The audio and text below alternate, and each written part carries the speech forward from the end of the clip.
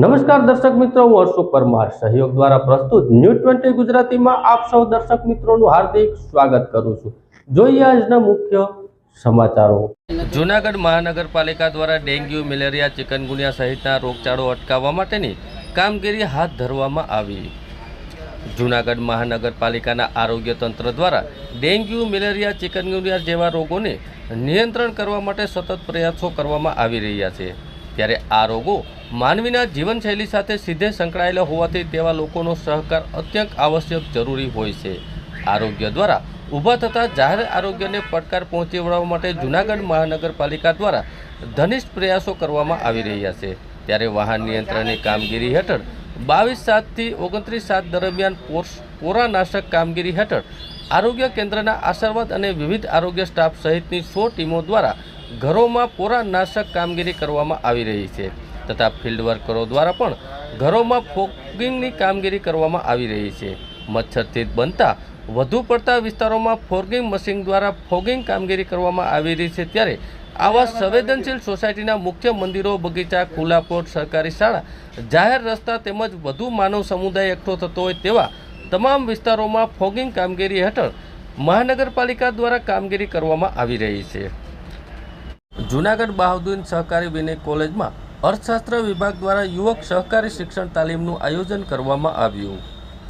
જૂનાગઢ બહાઉદ્દીન સહકારી વિનય કોલેજના અર્થશાસ્ત્ર વિભાગ અને જૂનાગઢ જિલ્લા સહકારી સંઘ, ગુજરાત રાજ્ય સહકારી સંઘ અમદાવાદ દ્વારા કોલેજમાં 22/7 થી 27/7 સુધી સહકારી શિક્ષણ તાલીમનું આયોજન કરવામાં આવ્યું હતું।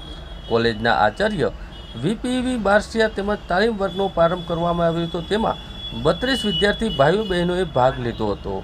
તાલીમના ભાગરૂપે તાલીમાર્થી વિદ્યાર્થીઓને તારીખ 27/7ના રોજ દૂધ ઉત્પાદન સહકારી રેલની મુલાકાત કરવામાં આવી હતી। તાલીમાર્થીઓએ ડેરીની કામગીરીથી વાકેફ થયા હતા અને તાલીમના ભાગરૂપે વક્તૃત્વ સ્પર્ધા યોજવામાં આવી હતી। તેમાં 12 વિદ્યાર્થીઓએ ભાગ લીધો હતો અને આ સ્પર્ધામાં પ્રથમ ક્રમાંક કટારા દેવાયતભાઈ કરશનભાઈ, દ્વિતીય ક્રમે પટાક પ્રતીક્ષા લક્ષ્મણભાઈ અને તૃતીય ક્રમાંકે માણેક પાયલ તેમજ વિજેતા થયા હતા। તેમજ વિજેતા થયેલા સ્પર્ધકોને શિલ્ડ આપી પ્રોત્સાહિત પણ કરવામાં આવ્યા હતા। માળિયા તાલુકા પંચાયતના પ્રમુખ તરીકે ભાજપના ભાવનાબેન સિસોદિયા બિનહરીફ ચૂંટાઈ આવ્યા। તાલુકા વિકાસ અધિકારીઓ દ્વારા આજે બોલાવવામાં આવ્યા હતા અને સામાન્ય સભાનું આયોજન પણ કરવામાં આવ્યું હતું। હાલ તાલુકા પંચાયતમાં કુલ 20 સદસ્યો અને 14 ભાજપના સદસ્યો છે। ત્યારે ભાજપમાં એક પક્ષમાંથી સસ્પેન્ડ કરવામાં આવ્યા હતા અને 4 કોંગ્રેસ અને એક આમ આદમી પાર્ટીના સદસ્યો હાજર હતા। તાજેતરમાં ભાજપના નૈના લાડણીને પક્ષમાંથી સસ્પેન્ડ કરવામાં આવ્યા હતા। પક્ષ વિરોધી પ્રવૃત્તિ કરવા બદલ નૈનાબેનને સસ્પેન્ડ કરવામાં આવ્યા હતા। નૈનાબેન લાડણી પૂર્વ માળિયા તાલુકા પંચાયતના પ્રમુખ રહી ચૂક્યા છે।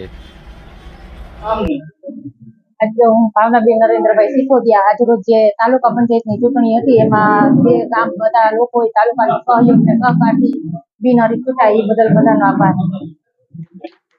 સવિનય સાથે જણાવવાનું કે જે બધા તાલુકાના જે કામ હશે એ બધા સભ્યોને સાથે રાખી જનતાને પ્રજાને સાથે રાખીને કામ કરવું। જૂનાગઢ જિલ્લામાં વ્યાજખોરો વિરુદ્ધ સતર્કતા અભિયાનનો કાર્યક્રમનું આયોજન કરવામાં આવ્યું।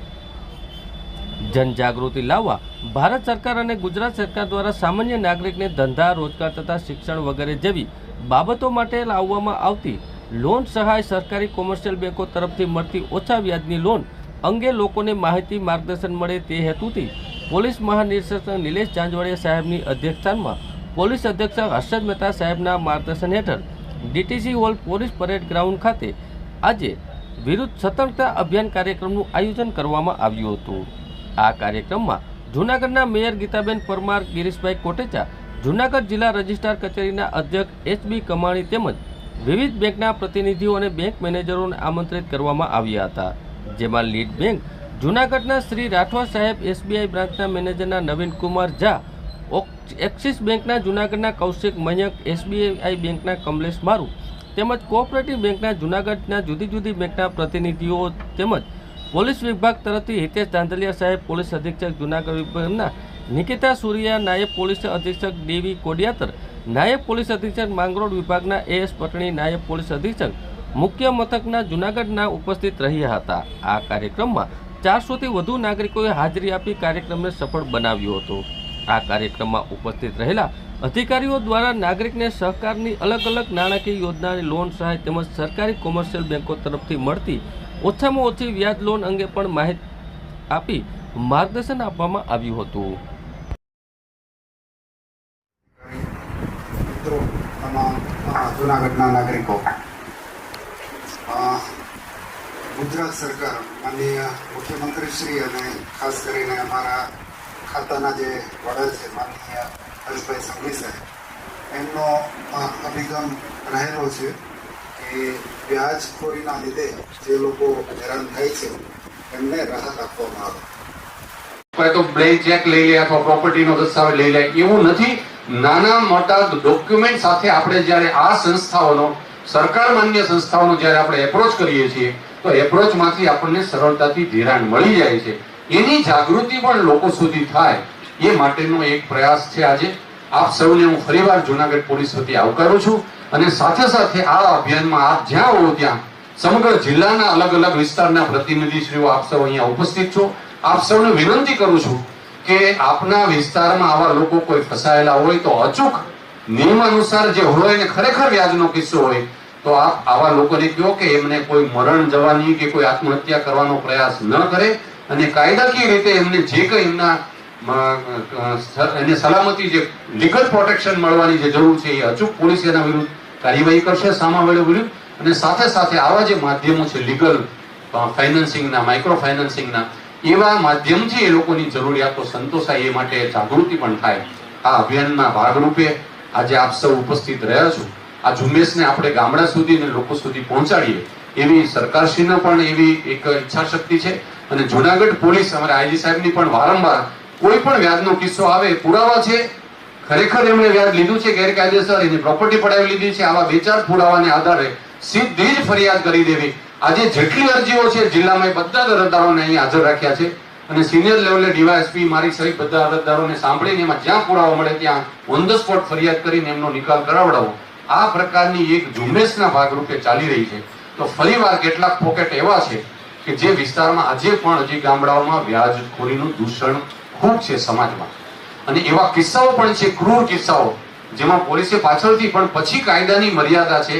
જે નુકસાન થવાનું હોય એ સામેના વ્યક્તિનું કોઈ આત્મહત્યા કરી લે છે, કોઈ બીજા મારામારીના બનાવ બની જાય છે. તો સતર્કતા અભિયાન એટલા માટે છે કે આપના વિસ્તારમાં આ જાગૃતિનો મેસેજ પણ પહોંચે, આવા લોકોની શું રેમેડી છે એ પણ થાય કાયદાકીય રીતે અને ફાઇનાન્સિંગની રીતે. આ મેસેજ પ્રજા સુધી પહોંચે એનો આજનો આ કાર્યક્રમમાં હેતુ છે અને આ હેતુ સાથે આપ સૌ આ અભિયાનમાં જોડાઓ અને આવા લોકો કોઈ પણ એવું અપમૃત્યુ ન થાય જૂનાગઢ જિલ્લામાં કે જે આવા 5-10% લોકો વ્યાજખોરી ચૂસનારા લોકોના કારણે કોઈ લોકોને મરણ ન થાય, કોઈ આત્મહત્યા ન કરવી પડે એવી ઝુંબેશ ચાલે, એનું એક અભિયાન ચાલે. એ અભિયાનમાં આપ સૌ જોડાઓ અને આપના માધ્યમથી અન્ય સમગ્ર જિલ્લાના લોકો જોડાય એવી આપ સૌને અપીલ અને વિનંતી સાથે આપ સૌને ફરીવાર હું આવકારું છું. Thank you very much.